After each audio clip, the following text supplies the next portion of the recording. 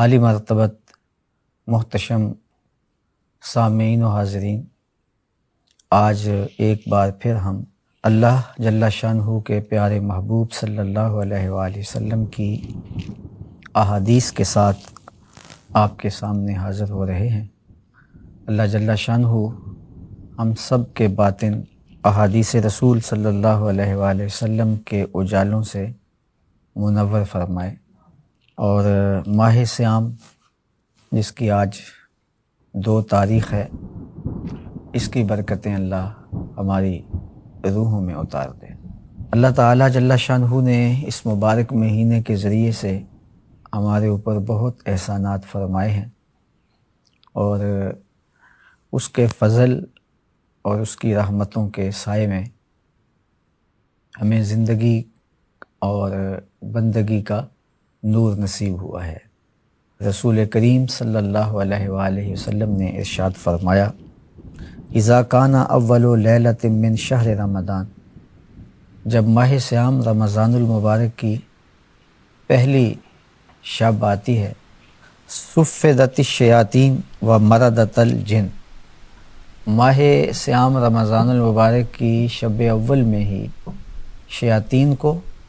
اور سرکش جنوں کو زنجیروں میں جکڑ دیا جاتا ہے،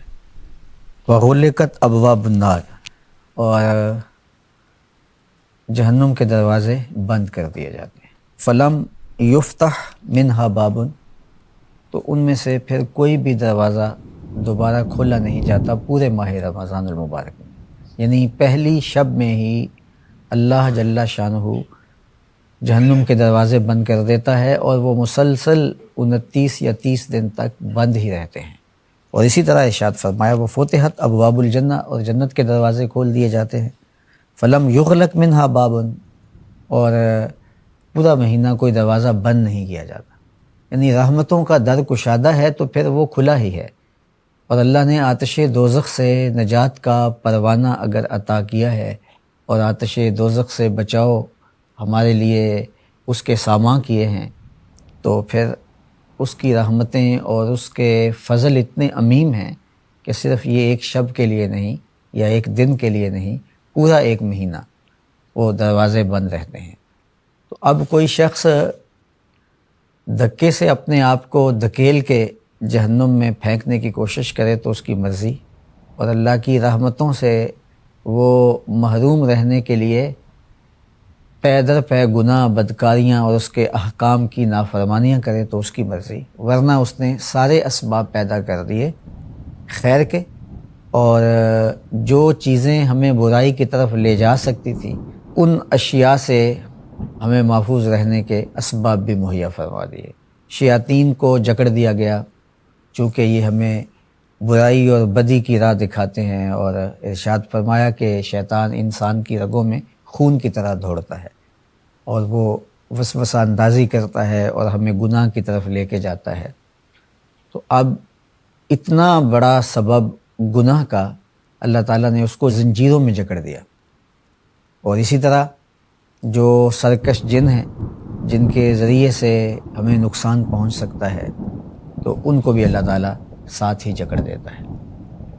جنت کے دروازے کھولنے کا مطلب کہ ہمارے لیے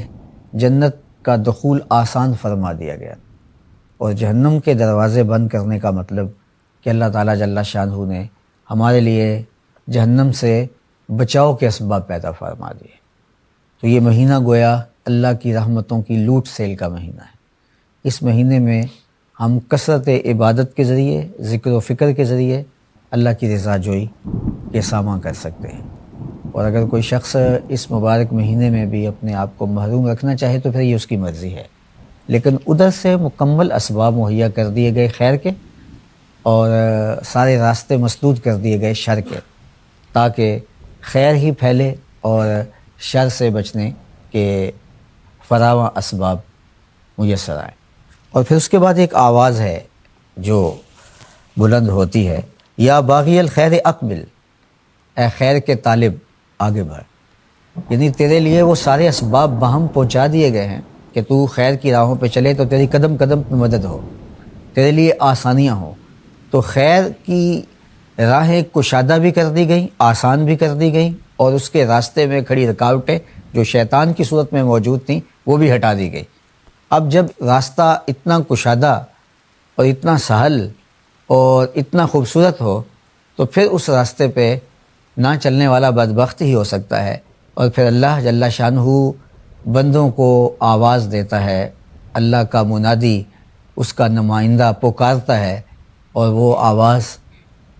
پاکیزہ روحیں سنتی ہیں،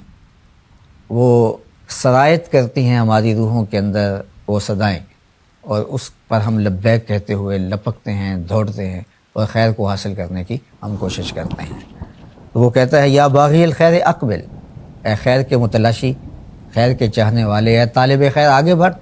تیرے لیے اسباب مہیا کر رکھے ہیں مالک نے۔ اور یا باغی شر اکثر، اور اے شر کے متلاشی اب ٹھہر جا، اب رک جا، تیرے لیے وہ دروازے مسدود کیے گئے ہیں، اب تو بھی خیر کی طرف اپنے آپ کو لانے کی کوشش کر، نہ یہ کہ ہر وقت تم شر کے اندر ہی اور فساد کے اندر ہی اور گناہوں کے اندر ہی منہمک رہنا چاہتا ہے۔ تو اس کو روکا جاتا ہے اور خیر کی راہوں کے مسافر کو سہل راستہ دیا جاتا ہے۔ وَلِلَّهِ عُتَقَاءُ مِنَ النَّارِ، اور ارشاد فرمایا کہ اللہ جل شانہ ماہ صیام میں آتش دوزخ سے لوگوں کو نجات دیتا ہے۔ ہر روز اللہ جل شانہ جہنم سے آزادی کا پروانہ اپنے بندوں کو دیتا ہے۔ یہ اس کی شفقت ہے اپنے بندوں پر، اس کی رحمتیں ہیں جو اپنے بندوں کو نصیب فرماتا ہے۔ اور یہ جو آتش دوزخ سے نجات کا پروانہ ہے، یہ ایک رات کے لیے موقوف نہیں ہے کہ ایک رات میں کچھ لوگوں کو آتش دوزخ سے نجات دے دی جاتی ہے، بلکہ فرمایا وَذَلِكَ كُلَّ لَيْلَةٍ، اور یہ جو آتش دوزخ سے نجات کا پروانہ ملتا ہے اور اللہ آزاد کرتا ہے جہنم سے، یہ ہر شب کو ہوتا ہے۔ رمضان المبارک کی 29 راتیں ہوں یا 30 راتیں ہوں، تو ہر شب کو اللہ اپنے بندوں کو جہنم کی آگ سے آزاد کرتا ہے۔ بارگاہ عزتی میں مجھے اور آپ کو دعا بھی کرنی چاہیے، اور ایسے اعمال خیر سے اللہ جل شانہ کی رحمتوں کو حاصل کرنے کی کوشش کرنی چاہیے